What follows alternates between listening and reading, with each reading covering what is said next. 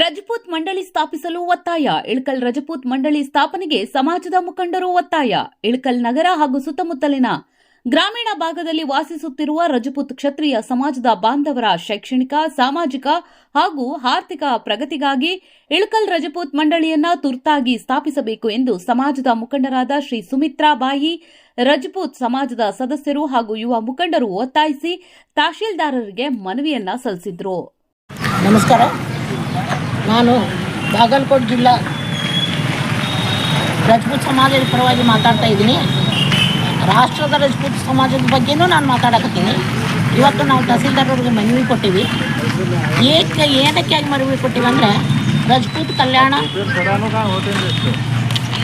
ಅಭಿವೃದ್ಧಿ ಮಂಡಳಿಯ ಬಗ್ಗೆ ನಾವು ಅವರಿಗೆ ಸ್ಥಾಪನೆ ಮಾಡಲು ನಾವು ರಾಷ್ಟ್ರಾಂತ ಹೋರಾಟ ಮಾಡಕತ್ತೀವಿ.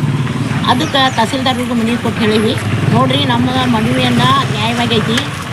ನಾವು ಈ ದೇಶಕ್ಕಾಗಿ ನಾವು ಇತಿಹಾಸ ಹೊಂದಿದ್ದೀವಿ. ನಮ್ಮ ಕಾಸ್ಟ್ ಇತಿಹಾಸ ಹೊಂದೈತಿ.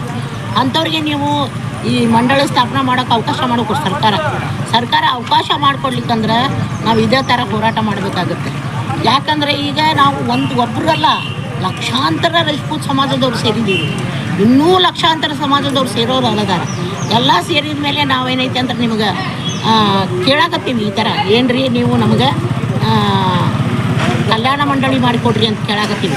ಅದಕ್ಕೆ ನೀವು ಒಪ್ಪಿ ಮಾಡಿಕೊಟ್ರೆ ಸರಿ, ಮಾಡಿಕೊಡ್ಲಿಲ್ಲ ಅಂದ್ರೆ ನಾವು ಹೋರಾಟ ಮಾಡಬೇಕಾಗುತ್ತೆ. ಒಂದು ಎರಡನೇದು, ಈಗಾಗಲೇ ನಾವು ತಹಸೀಲ್ದಾರರು ಮನವಿ ಕೊಟ್ಟಿವಿ ಮತ್ತು ನಿನ್ನೆ ತಾರೀಖು 15/7/2026 ಜಿಲ್ಲಾಧಿಕಾರಿಗಳಿಗೆ ಮನವಿ ಕೊಟ್ಟಿವಿ. ಇದೇ ವಿಷಯವಾಗಿ ಮನವಿ ಕೊಟ್ಟಿವಿ. ಮಂಡಳಿಯ ಏನು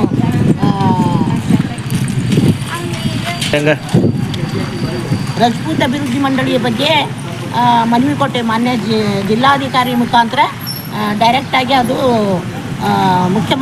ಮಾನ್ಯ ಮುಖ್ಯಮಂತ್ರಿಗಳಿಗೆ ಹೋಗಬೇಕು ಅಂತ ಇವತ್ತು ತಹಸೀಲ್ದಾರಿಗೆ ಕೊಟ್ಟಿವಿ.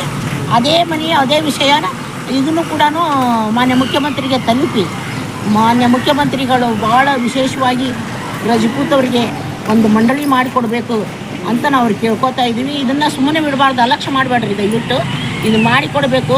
ತಹಸೀಲ್ದಾರರಿಗೆ ಹೇಳಿವಿ, ಎಲ್ಲ ಮನವಿ ಜಿಲ್ಲಾಧಿಕಾರಿಗಳಿಗೆ ಹೇಳಿವಿ, ನಿಮ್ಮ ಮನವಿಗಳನ್ನು ಮಾನ್ಯ ಮುಖ್ಯಮಂತ್ರಿಯವರಿಗೆ ಕರ್ನಾಟಕ ಸರ್ಕಾರ ಕಳಿಸ್ರಿ ಅಂತ ಹೇಳಿವಿ.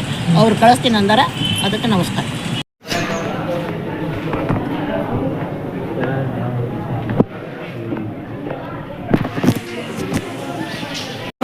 ಆ ಕಲ್ಯಾಣ ಮಂಡಳಿ ಆಗಬೇಕು. ಏನಂದ್ರೆ ಕಲ್ಯಾಣ ಮಂಡಳಿ ಆಗಬೇಕು.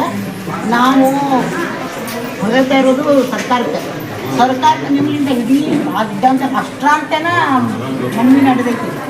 ಅದಕ್ಕೆ ದಯವಿಟ್ಟು ತಾವು ಕಳಿಸಿ ನಮ್ಗೊಂದು ಕಾಪಿ ಕೊಡಬೇಕು.